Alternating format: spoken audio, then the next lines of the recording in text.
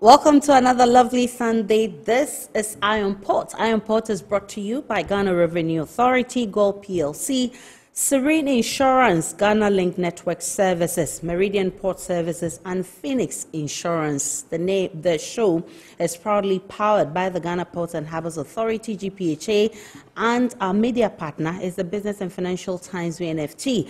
Get the Thursday edition of the BNFT newspaper for more in case you miss anything this evening. My name is Aisha Ibrahim. Remember, you can join us live at all our social media platforms. On Facebook, we're streaming live at the Ghana Ports and Harbours Authority, also at the Port of Tema, and on YouTube, we're streaming live on Iron Port. Remember also, you can get the opportunity to interact with us via our dedicated WhatsApp line is 0538037353.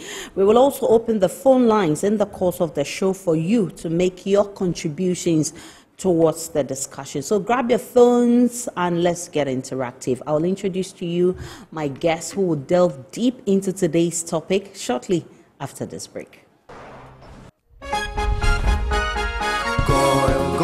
Good energy brings you quality choices with Goil Super XP. Available in many Goil stations nationwide. It is fortified with special additives that help your engine perform better and use less fuel. Branch into a Goil station today and energize your ride with Goil Super XP, compatible with most vehicles. Goil Super XP, Wufilia, huh? Wubefi. Goil, good energy. Ja, ya, ya. Electricity, then pay your taxes. Yeah. Our taxes, our future. Because you see, without our taxes, we wouldn't have good roads, good schools, better hospitals, street lights, and other very important social amenities. When we pay our taxes, we give our children free and quality education. Talga, my money too small. Why should I pay my tax? Look, small. Salifo, it doesn't matter how small or big your business or income is, you still have to pay your taxes. The little taxes from each and every one of us, when put together, could give your community clean water or that deprived school with tables and chairs. Please pay your taxes. It is your responsibility. It is your civic duty. It is the law.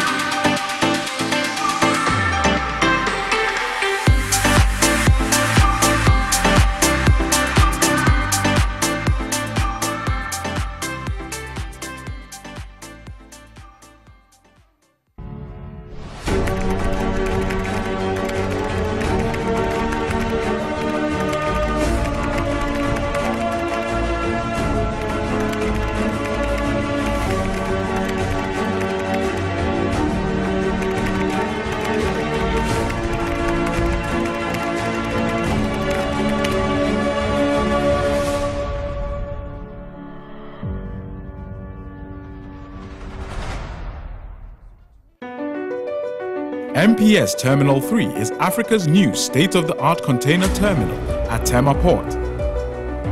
For manufacturers, agro-processors and traders, the new port means business can be done faster.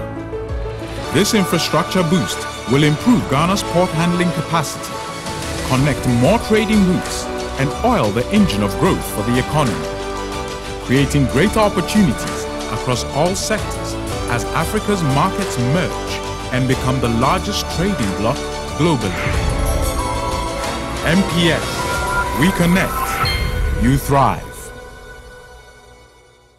Business and life can be like the sea sometimes. Sometimes serene, sometimes calm, sometimes turbulent, and at times it brings the unexpected.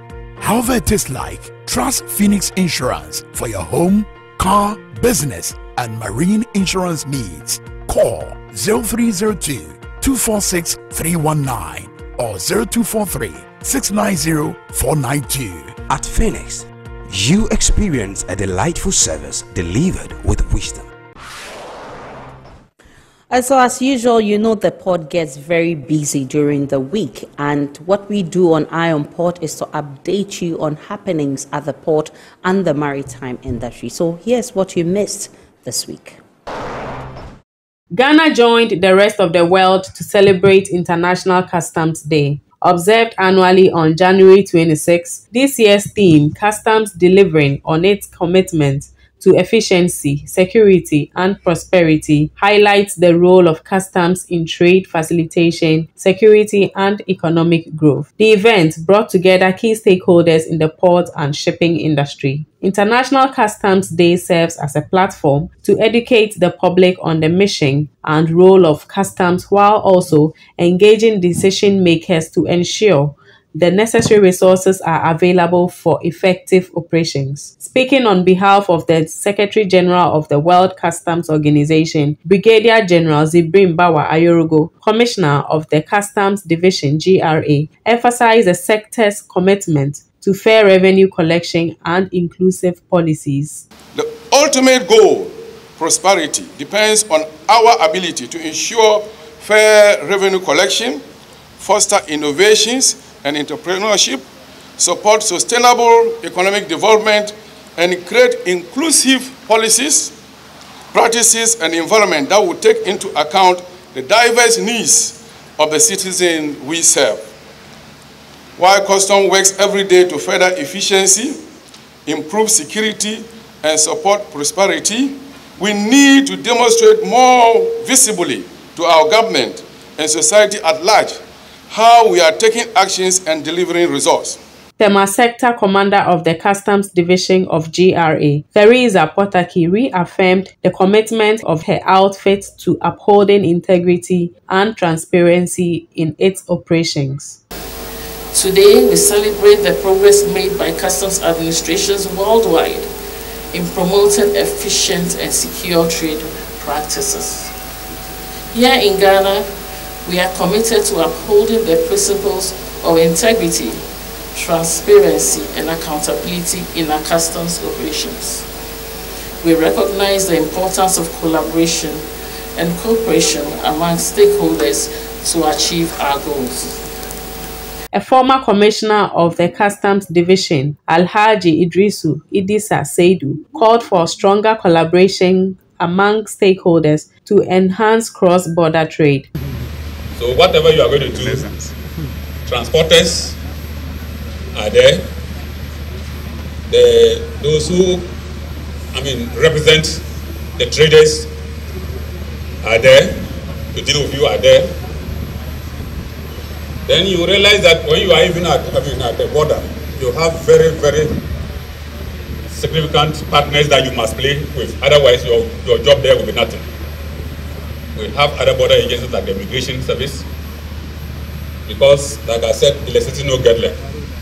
It's people who carry the goods, and they are there to make sure that the people who are carrying the goods are also qualified to enter the country or to leave the country.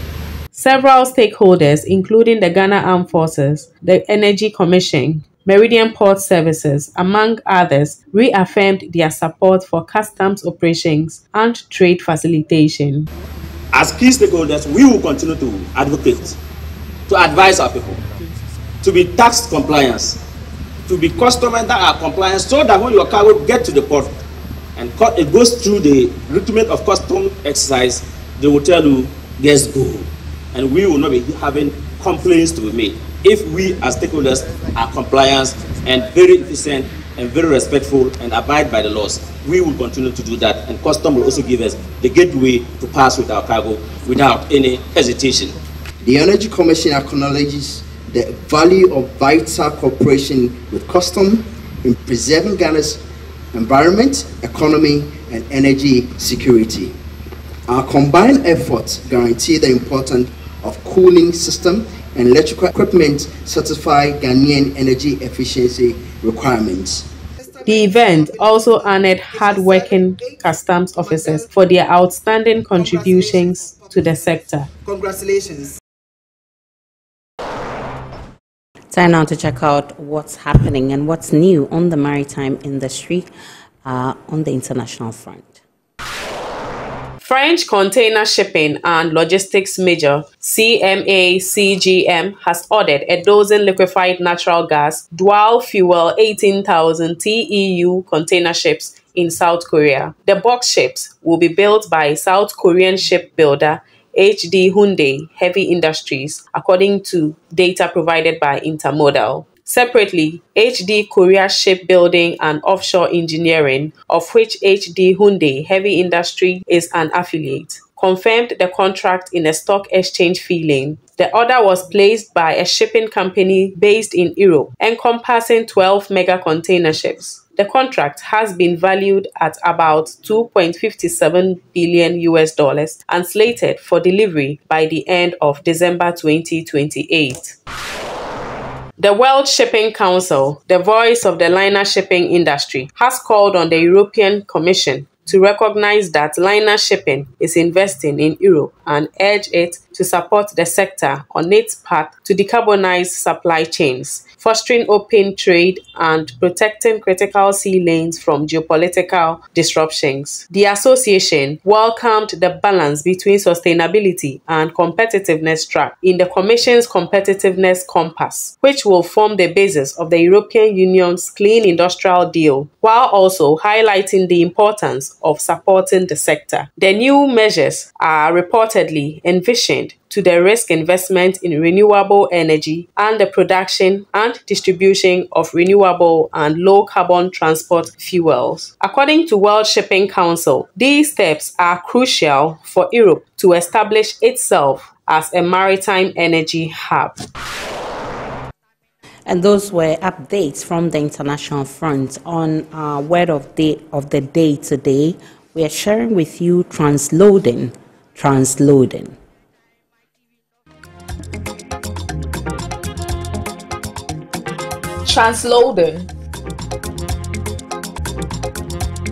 Transfer of containers from one vessel to another vessel, synonymous with transshipment.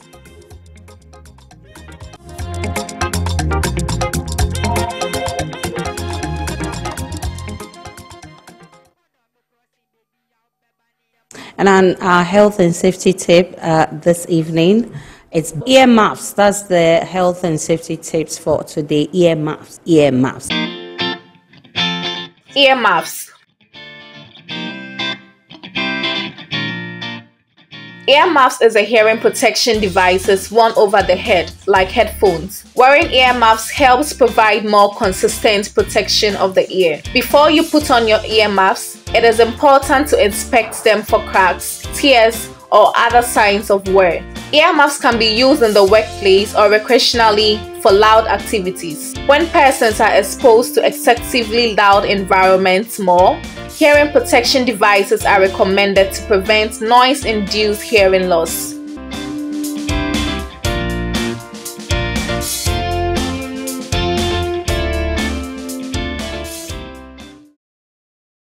So earmuffs, that's the health and safety tips for today, earmuffs, and hope you've been educated. Now, this evening, our focus is on a vital component of our country's trade infrastructure, the Ghana Customs Division. As the primary agency responsible for facilitating trade and enforcing customs regulations, Ghana Customs plays a pivotal role in actually ensuring the smooth movement of goods through our ports. However, challenges persist from lengthy clearance times to security threats. How can Ghana Customs balance the need for efficient trade facilitation while ensuring robust security measures? That's why I'm so happy to be joined in the studio by an expert who is well versed in these matters on the topic enhancing trade facilitation and security, Ghana Customs commitment to efficiency, innovation and economic growth. CRO Samuel Akrofi, he is the acting head of the Ghana Customs Laboratory. Happy to have you here, CRO Akrofi. Thank you very much, Aisha. So I think it's just appropriate for us to begin on the World Customs Day. We just saw the celebration there. You were so much involved, but the theme for this year's World Customs Day, customs delivering on its commitment to efficiency and security and prosperity. What does this mean for the customs division? Thank you very much again, Aisha, and good evening to your viewers. This year's theme, Customs Delivering on its Commitment to Efficiency, Security, and Prosperity, in fact, is a call on the Customs Administration of Ghana, like every other customs administration, to renew its commitment to efficiency or delivering efficiency, as well as not compromising on security, to ultimately help our nation to achieve our revenue or fiscal objectives, as well as our national aspirations when it comes to national development and the preservation of our state. I have to also indicate here that the role of customs rapidly is evolving to include so many other things. Customs is well known for revenue collection, but that's an adjunct of a larger set of tasks and responsibilities that customs undertakes. So you would notice that when it comes to facilitating trade, customs plays a key role. We are also supposed to be vanguards of environmental protection.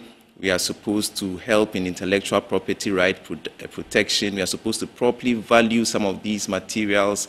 We are supposed to guard against our countries or our borders being used to move materials that threaten the security of our states, amongst a host of other responsibilities. And really, this requires that we are able to juggle all these responsibilities in a very efficient manner, again, not compromising security, and in a manner that leads to national prosperity. So I know you introduced ICOMS, that's the integrated customs management systems to enhance efficiency. I mean, how has it improved clearance at the port? Right, thank you very much for this question. So the ICOMS, like you rightly said, integrated customs management system, is really an upgrade or an update of existing systems. We started off with a very manual system, and then we moved to another system called Automated Systems for Customs Data, ASICUDA, and then we moved to the GCMS, the Ghana Customs Management System. And all the challenges that were encountered during implementation of these ones have been corrected in the ICOMS. And that's a more forward-looking and very interactive platform that helps us to better conduct our risk management, to identify which traders, which consignments are of higher risk and which ones are of least risk. Like you said in your introduction, customs plays a very interesting dual role. We are supposed to facilitate trade. At the same time, we are supposed to become a barrier to illegal trade. And this risk management system that is embedded in the ICOMS helps us to be able to achieve this task. Secondly, the ICOMS is a single window. By a single window, you can think about a port where data is placed.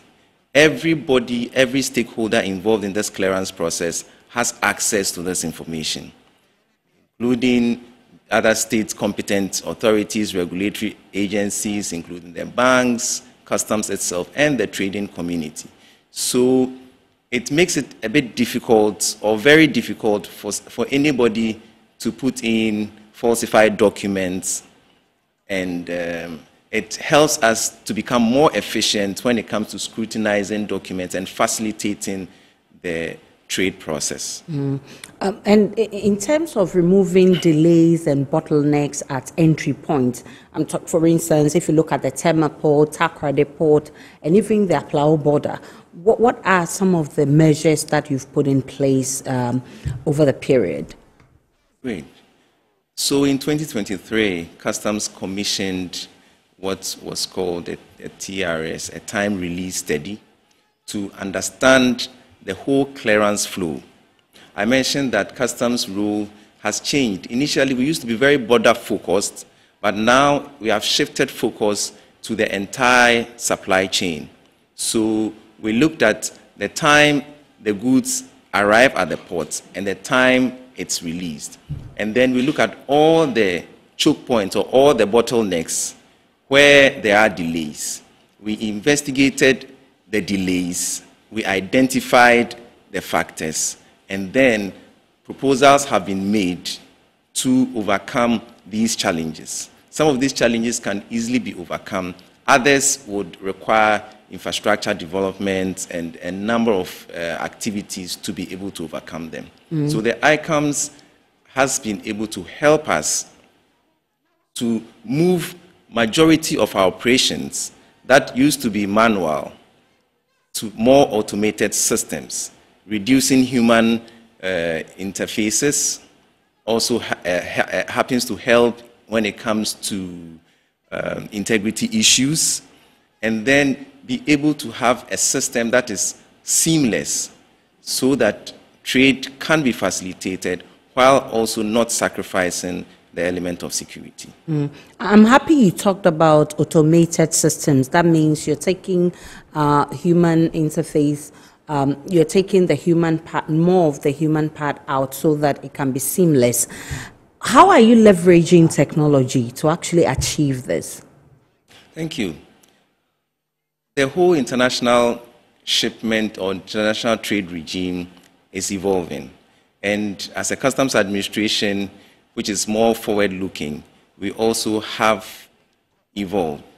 We have looked at, again, the trade value chain to see which areas humans can be removed and be replaced with equipment.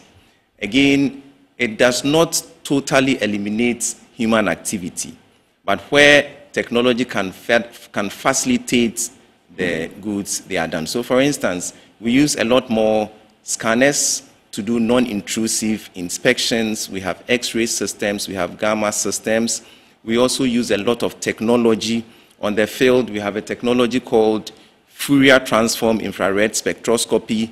We use field Raman spectroscopy equipment. We use backscatter systems to be able to see beyond the surface so that we get a better understanding of the consignment that is coming. Ultimately, customs hopes that when your goods arrive at the port, we just tell you welcome and you pick your goods. So a combination of the human effort and technology, leveraging digitization, where manual systems are moved to digital systems, and then digitalization, where we look at how digital systems can improve upon our existing capabilities to be able to deliver value to the trading population. But in all of this, you see that smuggling, tax evasion, illegal importation still persist.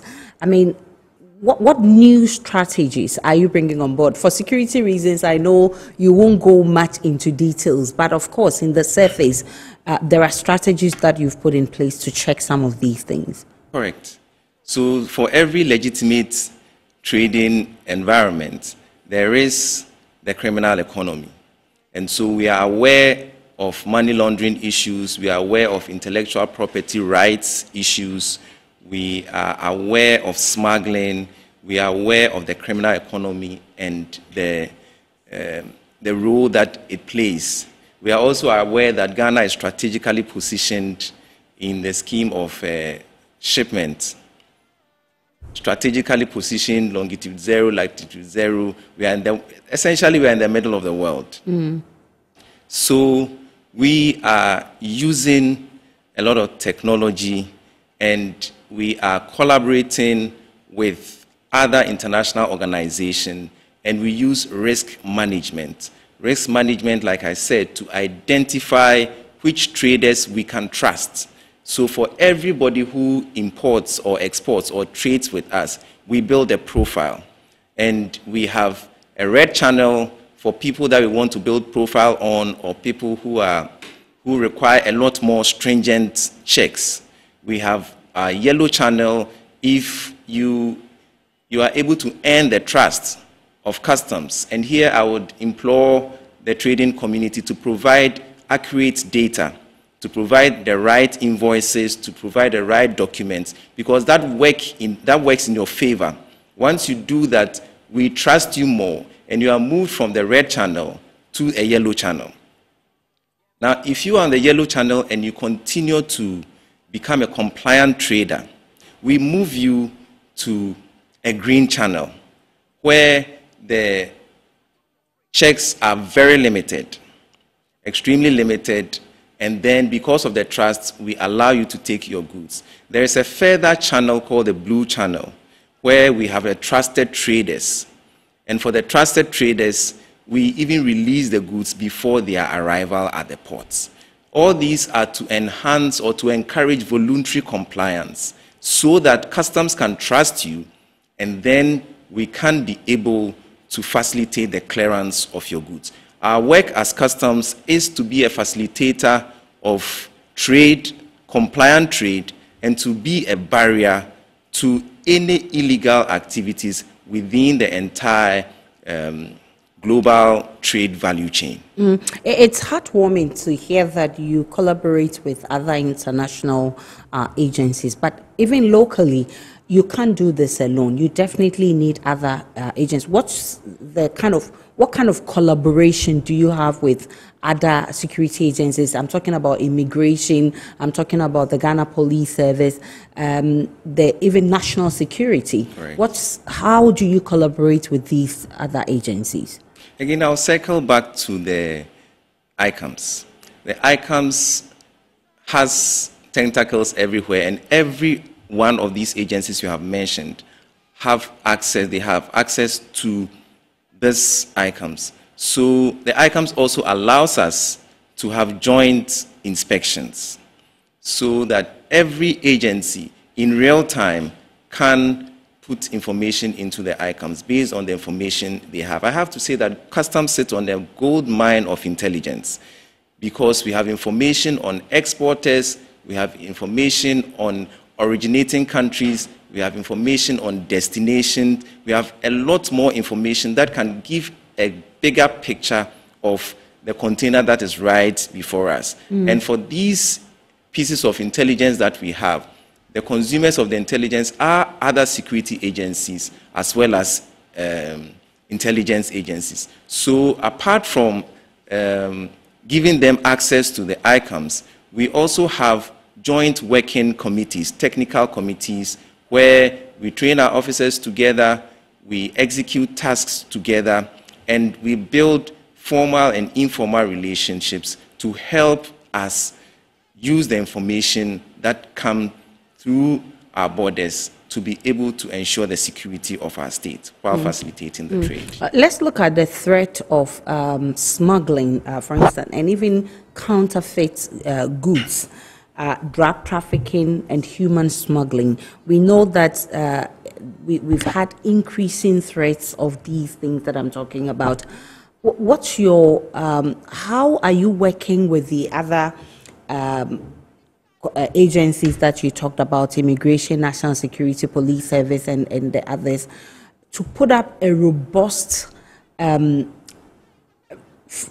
you like, facility that will improve upon inspections and also make sure that you don't delay traders who want to get their stuff done right on time?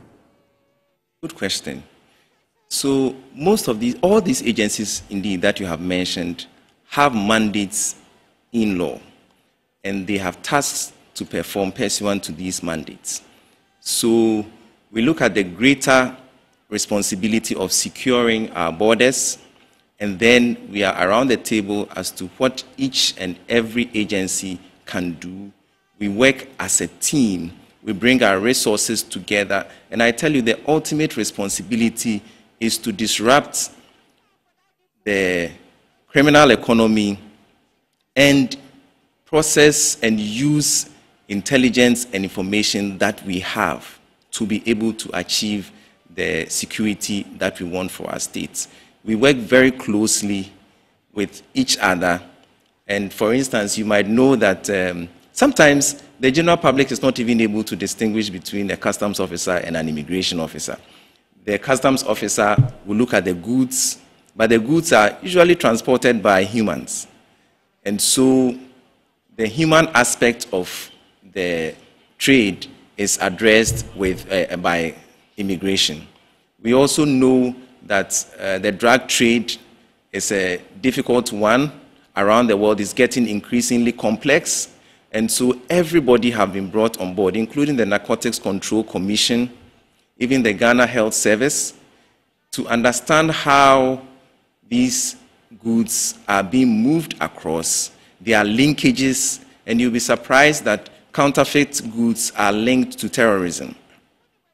We know that even some consignments that are legitimate could be used as payment for illicit movement of materials that threaten the state.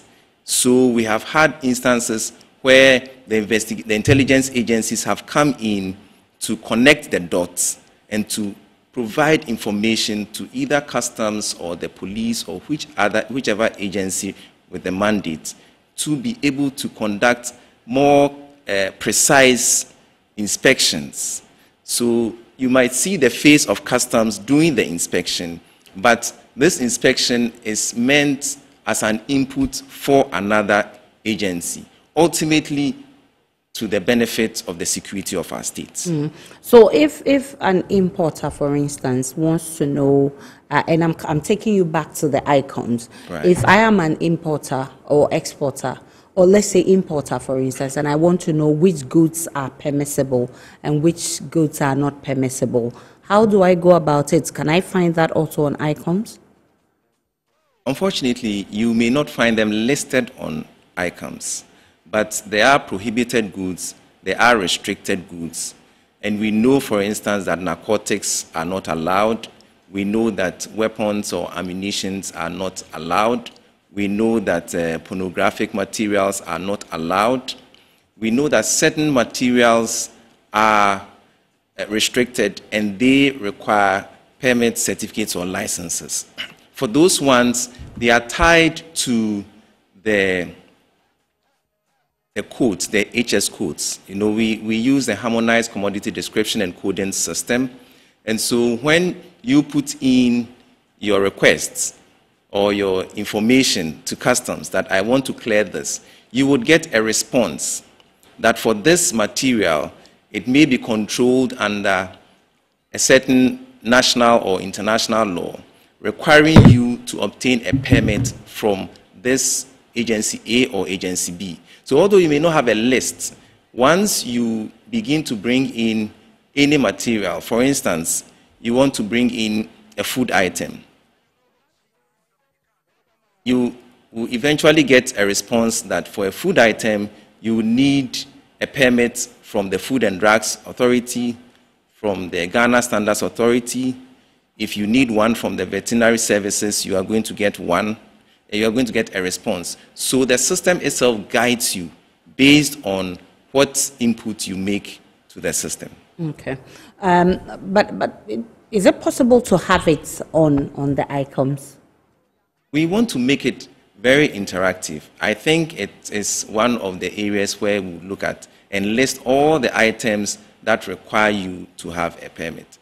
But as I intimated, the system is such that at the very first instance, when you declare your intention to import any material or to export any material, customs will feed you with the necessary, the system, the ICOMS will feed you with a response telling you the necessary permit, certificate, or licenses to obtain. Okay.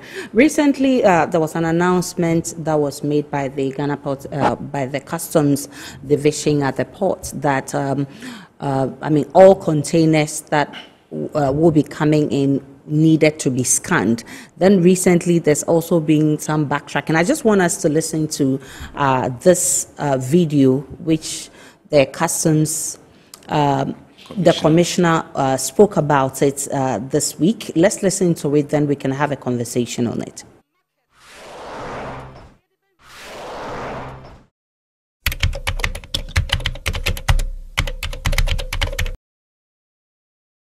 2 weeks ago, we had 4,600 containers here, and this situation appeared to be quite abnormal.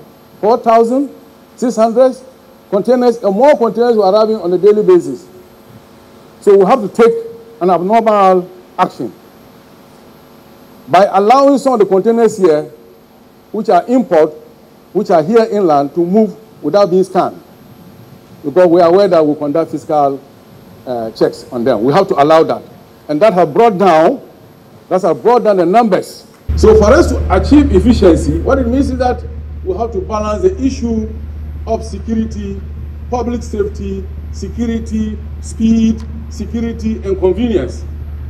If all of us agree as stakeholders, all of us agree, that at each time we know how to balance this simple equation. Without this, we will continue not to achieve efficiency.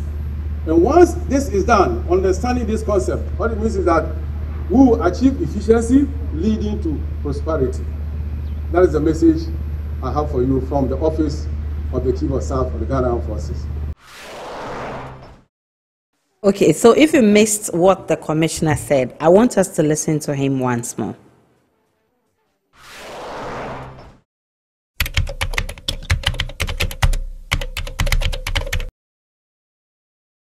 Two weeks ago, we had 4,600 containers here, and this situation appeared to be quite abnormal.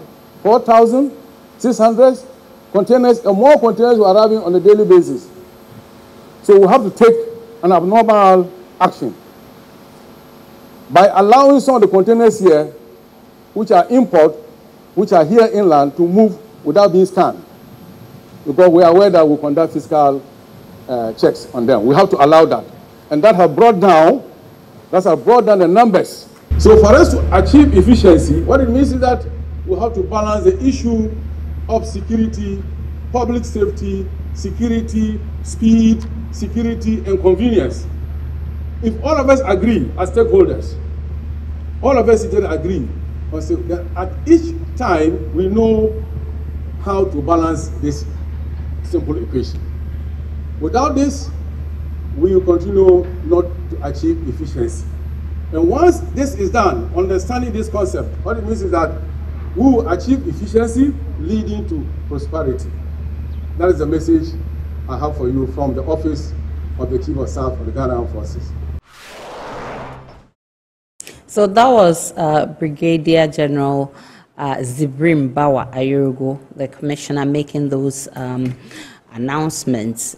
Let me first find out from you, 4,600 containers at a go. How did we even get here? So yes, like I said, we were using digitalization to complement the work of customs by introducing scanners to facilitate our work.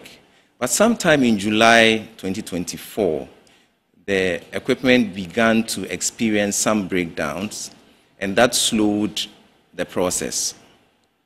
And in fact, the companies did well, the companies managing them, they flew in experts to come and resolve the issue, but incessant breakdowns led to a pile-up of these containers. And by December, we were having in excess of 4,600 at the Meridian Port Services Limited and counting. So that was an alarming situation. The Commissioner, Brigadier General Zibrim Bawa Ayurugo, intervened and called a meeting of all stakeholders to find a solution. It's against the backdrop. The reason is that what you want from customs or what you want from the port is efficiency and security, so that your turnaround time, if your turnaround time is good, your business is also okay, and it translates into national prosperity. So the commissioner actually tasked the assistant commissioner for the Tema collection to develop standard operating procedures together with all other agencies to find a way of resolving this challenge anytime scanners break down. The discussions went on until finally some resolution was found. And again, I'd like to reiterate here that the equipment that we use, the technologies that we use, complement the work of customs. So if the equipment are down, it does not mean customs cannot do its work. Various means were explored, including even using some of the scanners meant for export to be reconfigured to scan imports. But still, that process was not delivering the efficiency that we were looking for. We wanted to, first of all, stop the pile-up of the containers, and secondly, to reduce the in excess of 4,600 containers.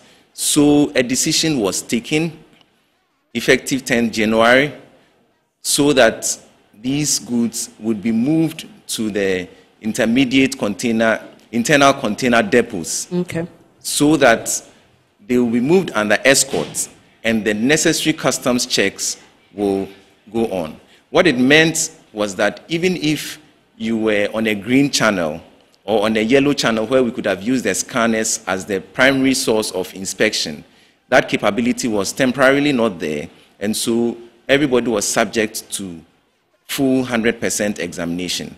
I have to indicate that this did not compromise security. Again, in situations like this, if you are a trusted trader, you benefit. If your record is not very good, you'll be subjected to very stringent checks, and your time at the port will delay. So looking at the information that we had, looking at the profile that we had on all these traders, Customs was able to move, or the joint team was able to move the containers from the Meridian Port Services, the key where it lands, to the internal container depots where customs examination or joint examination would be conducted. I have to say that the fact that they all did not go through the scanners does not mean that security was compromised. Again, I want to rehash the fact that these equipment come to complement our work.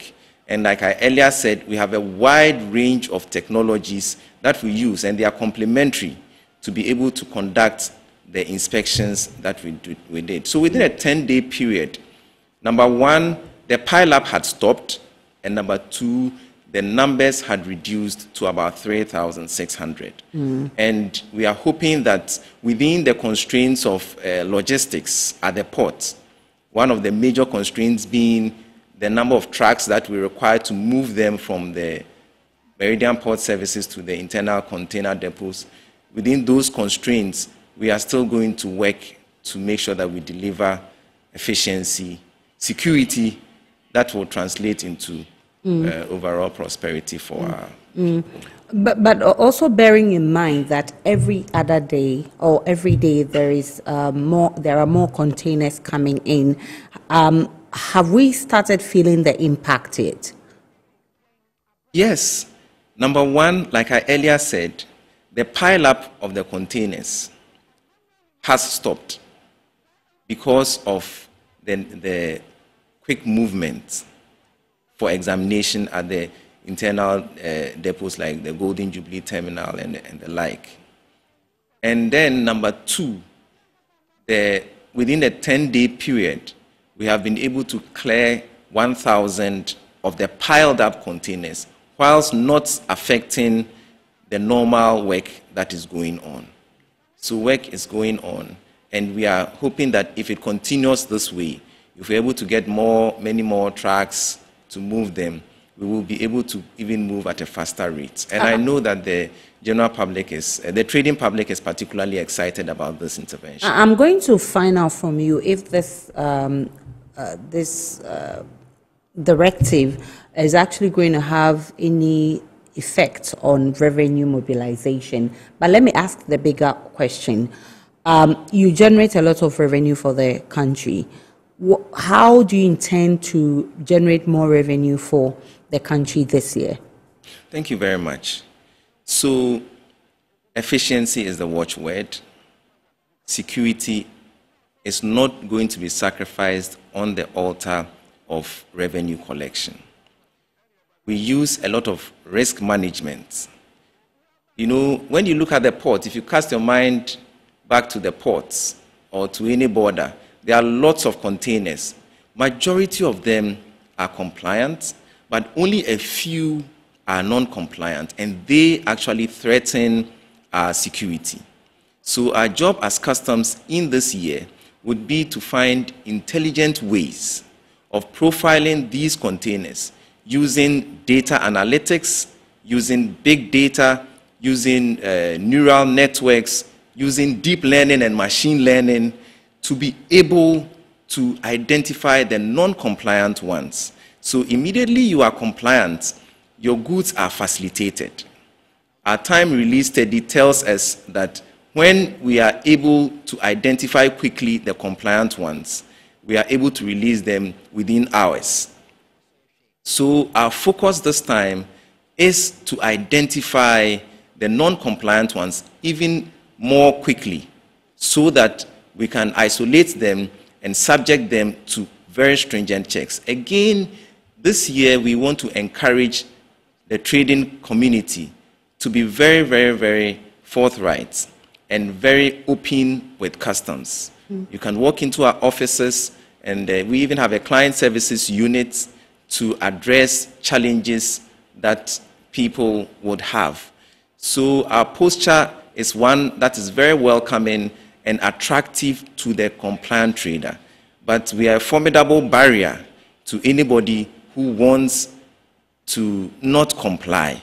So that is essentially our strategy. We also will be leveraging a lot of equipment and technology to be able to carry out our work very well. You know, the international trade regime, like I said, has evolved, and our rules, we have taken up some more, and we also actually have a plan, a strategy to educate our officers that we have moved from the primarily border-focused customs administration to an entity that is more proactive and one that is intelligence-driven, that leverages technology, risk management, international and national cooperation to be able to facilitate legitimate trade and then make it difficult for illegitimate trade by quickly deterring, detecting, and responding to any non-conformities within the international trade value chain as a way of promoting facilitation, trade facilitation, and enhancing security. How about reports of custom personnel who actually aid some of these illegal or traders to perpetrate some of the illegalities? Has that been dealt with? Yes, the strategy is to use the system. We always, once there are humans, integrity issues come to play. So to address these integrity issues, whether the person is in uniform or not, it's a system that we have put in place, and that system is transparent. So yes, we are training our officers. We give them a lot of training on ethics and good governance and customer service and all that. But to complement that, we actually have a system that is so transparent that if any officer makes any remark, any other person would see the remark. So if you advise or correctly or wrongly, it is open for, critique. And there's an appeals process where if somebody is not happy, they can, or a trader is not happy, they can actually appeal a decision. So transparency is what we are using to overcome grafts and other issues relating to integrity, even within the Customs Administration of Ghana. CRO Akrofi is my guest, and if you just joined us, we are discussing the efficiency of the Customs Division, especially at the port. Remember, the show is powered by the Ghana Ports and Harbours Authority-GPHA. Let's listen to our sponsors.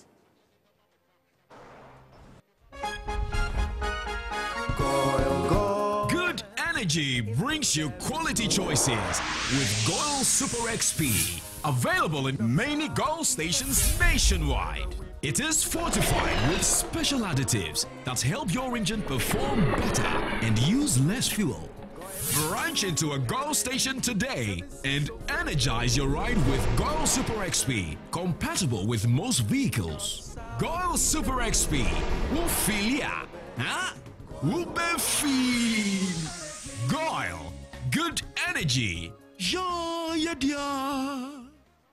Electricity, then pay your taxes. Our taxes, our future. Because you see, without our taxes, we wouldn't have good roads, good schools, better hospitals, street lights, and other very important social amenities. When we pay our taxes, we give our children free and quality education. Talga, my money too small. Why should I pay my tax? Look, small. Salifo, it doesn't matter how small or big your business or income is. You still have to pay your taxes. The little taxes from each and every one of us, when put together, could give your community clean water. Or that deprived school with tables and chairs. Please pay your taxes. It is your responsibility. It is your civic duty. It is the law.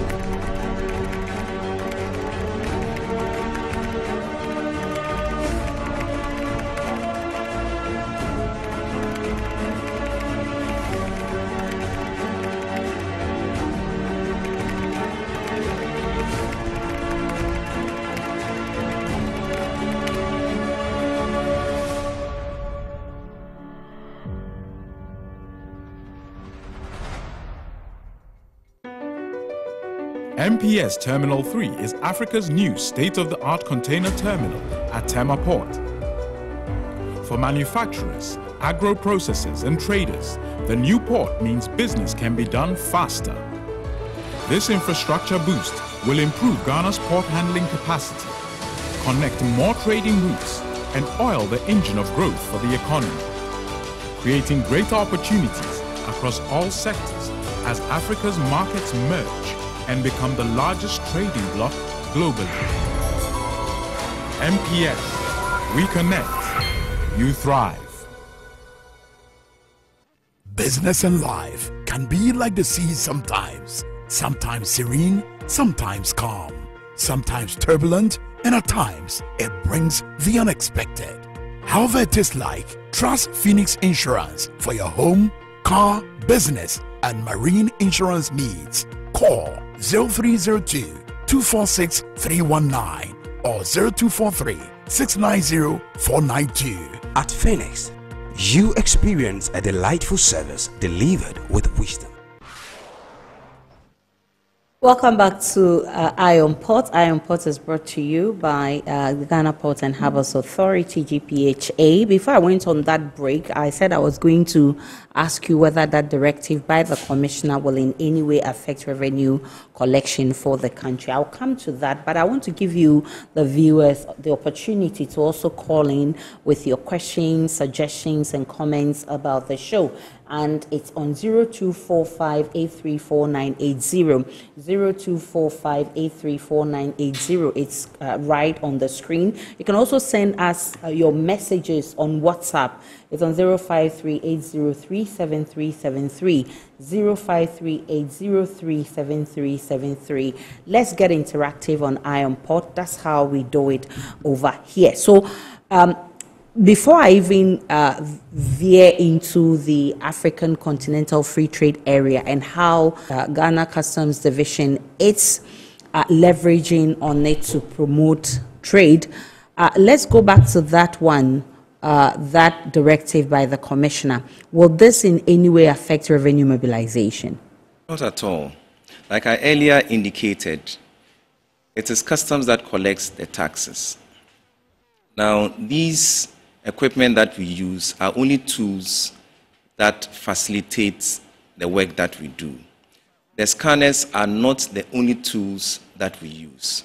like I indicated, they are complementary to a number of techniques that we use. We have canine units, they also conduct examination. We have a lot of equipment that we use, and I think I earlier mentioned them at the beginning of the show. For purpose of emphasis, I may indicate that we use near-infrared spectroscopy, we have Fourier transform infrared spectroscopy, we have Raman spectroscopy, we have backscatter systems, we have chromatography systems. We indeed have mobile laboratories that move to those ports and those destinations where we require laboratory tests even to be able to arrive at a decision. And so downtime of the scanners have been carefully thought through, and the fact that we are circumventing these scanners, they pose little to no threat to our revenue. In fact, for the revenue, it is absolutely zero threat to it because we do the intrusive examinations, intrusive inspections, and we are able to understand what is in the goods. I have to indicate that the scanners may not give you, they also have their limitations. So for instance, if you are scanning shirts, the scanner may not be able to tell you whether they are 100% cotton or not. You know, so like I said, they are tools that help us to identify certain threats. Once they are not functional, fully functional, we are not using zero scanners. We are using some of the scanners, but we are complementing it with physical inspections. So revenue is not affected in any way at all. Okay, that's good to know. But I have my first caller, DA from Boko. DA, thanks for calling. Yes, good evening, madam. Okay, go ahead, DA. Yes, I would first of all like to, express words of my compliments to your guest. Okay. He has displayed a lot of knowledge in the area. Right. Thank you very much, DA, for the compliment. Ciara Wakofi, he says that you've educated him a lot. Thank you so much for the call. And the number is on your screen. You can also call in to share if you have some questions for Ciara Wakofi. He's ready to answer that. So now let's get into AFTA. AFTA presents a lot of opportunities, and of course, if you are a revenue mobilization agency, if you are a trade facilitation agency, and you don't capitalize on AFTA, then I mean, there really will be something wrong. How are you leveraging on AFTA to ensure that trade facilitation is made much more easier? Thank you very much again for this question. Africa, as a regional bloc, identified that it needs to trade amongst itself. That's the only way we can grow, we can protect our young and burgeoning industries, and we can also become a formidable force. Africa has a lot of resources and has a lot to deliver, first to itself and then to the rest of the world. So AFTA is for duty-free, quota-free exchange of goods amongst participating African countries, in Africa. And the cardinal documents that we look at in securing Africa from the influx of other materials, other goods that may just be on transshipment and find their way in here, is the certificate of origin. So the processes of scrutinizing and validating the certificate of origin is key to ensuring that the goods that we are trading between ourselves or amongst ourselves are indeed originating from Africa. And I have to say that Ghana has made it very clear that we support the electronic certification of the certificates of origin, so that once these are electronically generated, we are able to overcome the challenge of outsiders presenting these things to customs and saying that this is my certificate attesting to the fact that it really comes from within Africa, whereas it may not be may not be coming from Africa. Regional harmonization of trade processes is something that is also going on, and Ghana is working with the West African Customs Union to be able to harmonize our trade processes so that they are seamless. So before they even arrive in a destination country within Africa, we know that we are expecting them, so that the certificate will just be an add-on to attest to the fact that the transaction is actually taking place. That will also help us to identify any surprises where something gets into the African trade environment and then now they are coming up with certificates. So the posture of Ghana towards facilitating trade and AFTA is centered on the certificate of origin and validating it. Of course, we are also doing sensitization drives on AFTA to encourage our locals to take advantage of the duty-free, quota-free trade within the region. Earlier, I asked about whether you had information like what goods are acceptable and which ones are not acceptable for an importer, for instance. You know, these traders a lot of times have issues with export and import procedures at the port.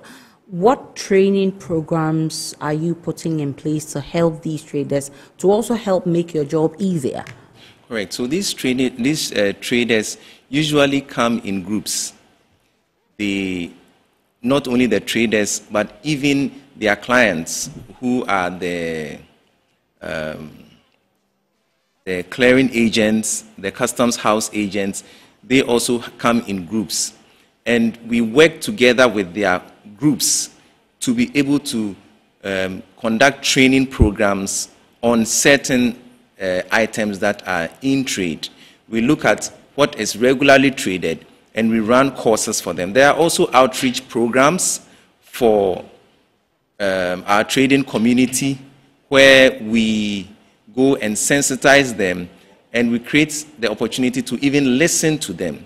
Again, I mentioned that we have a client services unit where we are ready to listen and also to advise. I also have to say that in trade, Customs also develops a lot of practice notes that guide the trading community on particular processes, including restricted items that require certain permits, certificates, or licenses, so that you would know firsthand that if you are bringing in an industrial chemical, you would need a permit under maybe the Stockholm Convention on persistent organic pollutants or some other convention. There's a Rotterdam Convention on prior informed shipment, prior information. So before you even bring the items in, a destination country should receive information on the shipment about to take place. Sierra Kofi, let me have you hold and bring in David, because we have David from Ashaman on the line. David, good evening to you and thanks for calling on Iron Port. Thank you, Mami. What I want to talk about is about the duty rate. You see, sometimes when we bring in things like we the businessmen that we import goods. You know, when we bring in goods. David, if you can mute your television. And you know, this to boost the economy, when we are bringing things in the country and the duty rate is high, maybe for example, I'm bringing in car. Right, so David is talking about the high cost of duty when they are importing something, and then he's talking about, for instance, if you're bringing in a vehicle. You have an answer for him? David, I would like to also say that what customs want to do is to encourage more predictability, to become more predictable, so that before you import, you know how much it will cost. Now, when you just go on open source Google and you type ICOM's duty, vehicle duty assessment, used vehicle duty assessment system. It gives you a database of how much duty has been paid by previous importers, and it helps you to estimate the duty. Then you can make your decision as to what vehicle to bring in, when to bring it in, and how many to also bring it in. So our job as customs here is to make you have all the information required for you to make the necessary decisions. Okay. I hope it helps. Let's go back to your earlier submission on how you train these traders to be able to be very familiar with the export and import processes. Yes, so I was saying that we conduct a lot of training that is targeted at their groups as well as the individual traders. We also take feedback from them, and that helps us to appreciate how the how the interventions that we have put in place is helping. What we actually do is we want to open up, especially in 2025, let the trading community know what we do, and once they know what we do and what we are aiming at, they will appreciate the work of customs better, and that can help us to have a lot more investment from the trader side. And one of the things that, like I said, we are doing is to show a lot of predictability here. Okay, so I'm told that we have Bernard from Teshi. Good evening to you, Bernard. Thanks for your time on Iron Port. Okay, thank you very much. Please, I want officer to kindly educate me on the concept of duty-free. A friend told me if you come from outside the country and there's a duty-free product, it means as the price is over there, the same price will be charged here. I don't know if that's the concept, so you can educate me a little bit on that. Right, Bernard, thank you so much. So Bernard wants some education on duty-free. Bernard, that's a very good question. Thank you very much for that. So we have a number of international instruments that we are also an instrument for execution. Mm-hmm. One of them would be the Vienna Convention that would make it possible for foreigners working in any country, foreign governments and their staff working in our country to have similar experiences in terms of the price of the products in our country. So for those goods that you usually will find in duty-free shops, they are actually meant for those foreigners, the diplomats and the workers who are not resident. They are only resident in our country because their governments posted them there. And the duty-free shops are to help them to purchase items at the same prices as you would find them in their home countries. So that's the whole concept of the duty-free shops. Okay, so let's let me read a few of the messages on WhatsApp. This one is coming from Dan, who says, great show, Iron Port. Your guest is on top of the issues. I'm interested in the directive by the commissioner, and I think it's a great one and will go a long way to reduce the stress traders go through in getting their containers from the port. And this is also coming from Francis. He's an agent. He says, I was at the World Customs Day program, and I must say I was happy Customs has seen the need not to allow 100% scanning. There's no port in the world that does 100% scanning, so it's good news. I believe this decision will reduce the pressure on the scans at MPS. And this one is coming from Ohema, from Tema. She says, good evening, Iron Port. Very insightful discussions, but I'm really surprised at some revelations. Example, that bypassing the scanners pose little to no threat to security. Wow, did Customs just realize this, or it's been tried knowledge with them?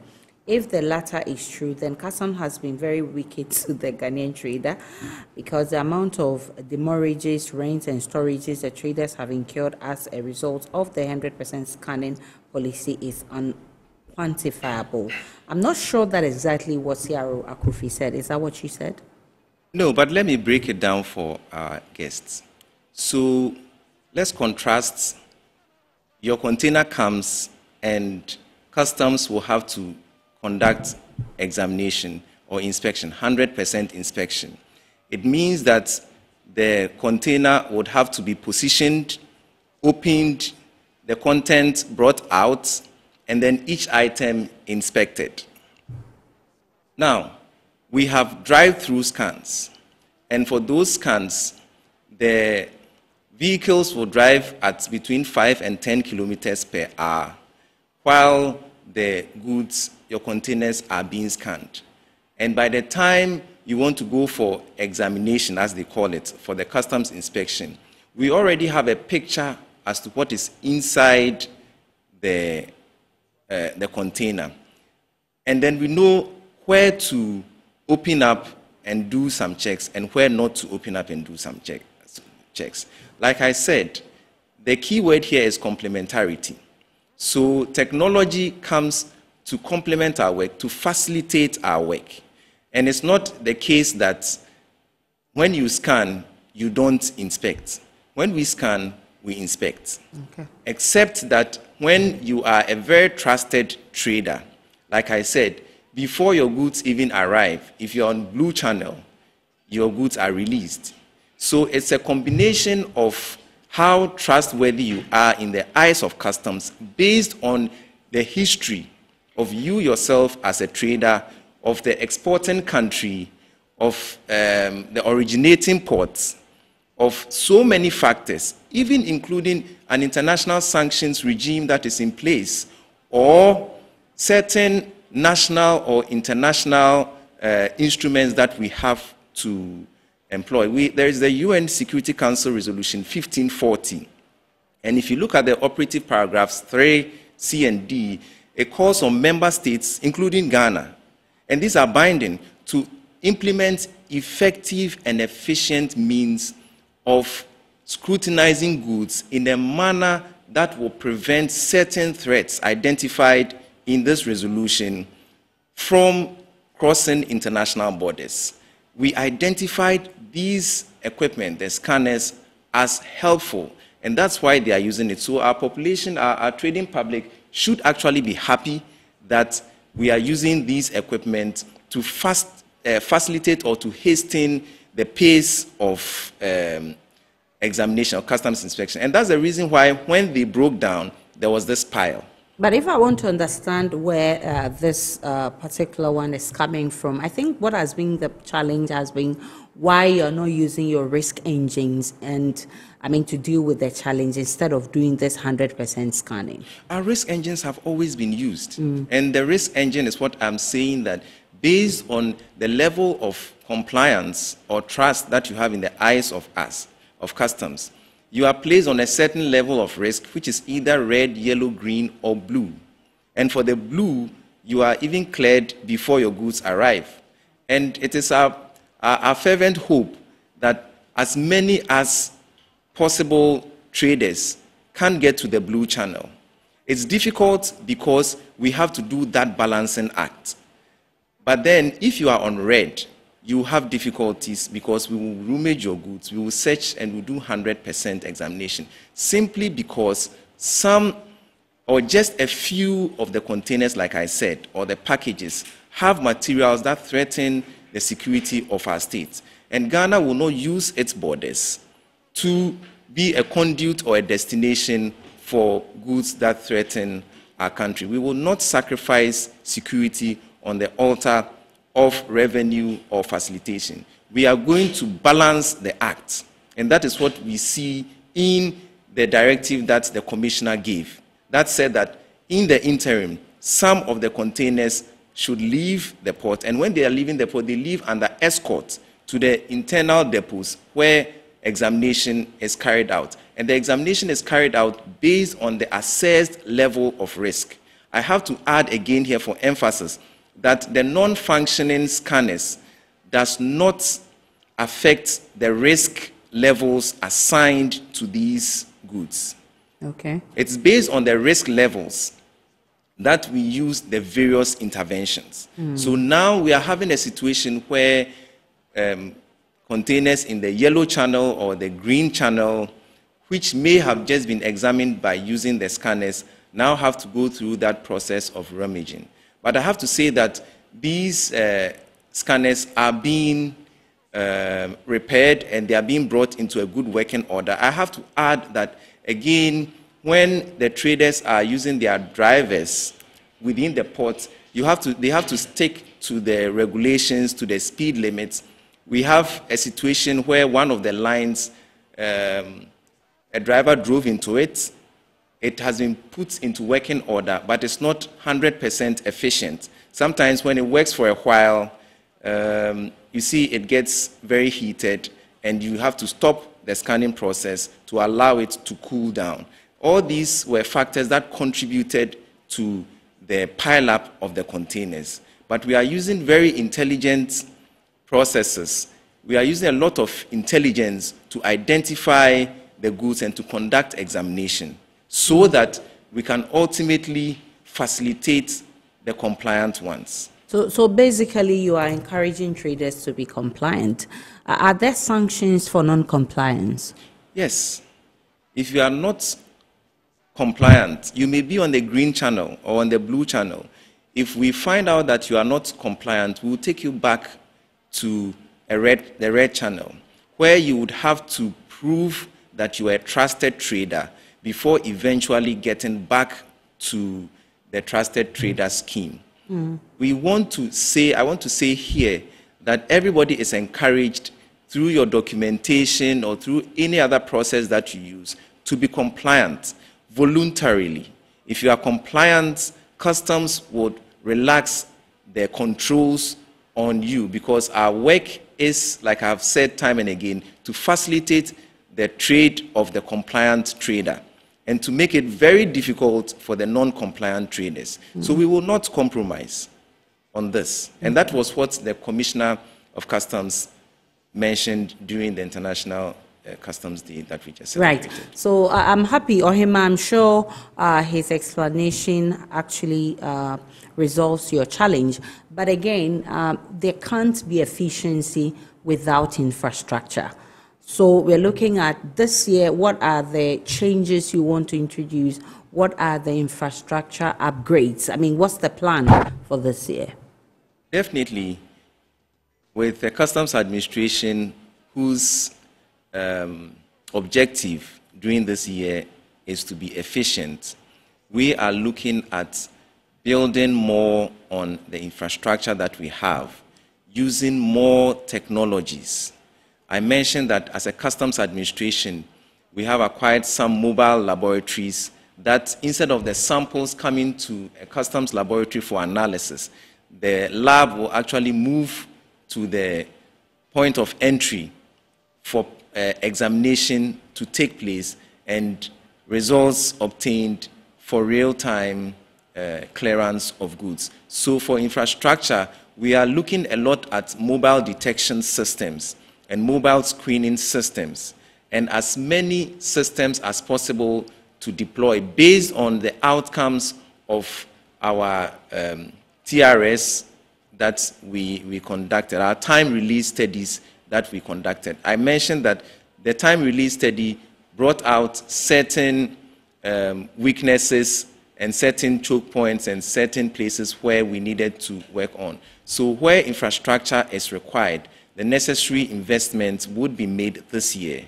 to be able to achieve our goal of efficiency, security, and prosperity for our nation. And in terms of best practices, international best practice, how are you, putting all these modernization to be able to fit in international best practice?